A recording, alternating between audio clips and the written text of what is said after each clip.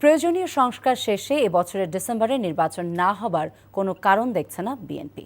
BNP স্থায়ী কমিটির সদস্য নজরুল ইসলাম খান এমন মন্তব্য করেছেন। সন্ধ্যায় দলের চেয়ারপারসনের গুলশান কার্যালয়ে ধারাবাহিক বৈঠকের অংশ হিসেবে লেবার পার্টির সাথে বিএনপির লিয়াজো কমিটির বৈঠক শেষে তিনি কথা বলেন।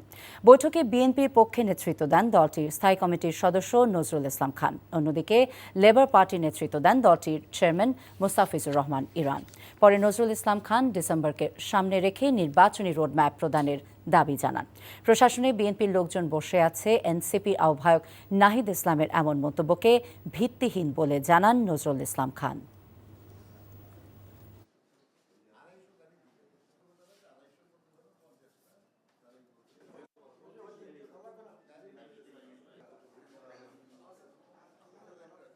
বিদ্যমান রাজনৈতিক পরিস্থিতি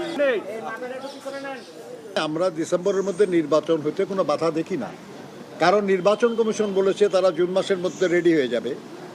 আমরা দেখছি ঐক্যমত্য কমিশন বলছে মে মাসের মাঝামাঝি সময়ের মধ্যে তারা বিভিন্ন রাজনীতির সঙ্গে দলের সঙ্গে আলোচনা ক্রমে একটা মোটামুটি একটা জায়গায় পৌঁছবে যেখানে একটা জাতীয় সনদ প্রস্তুত করা সম্ভব হবে।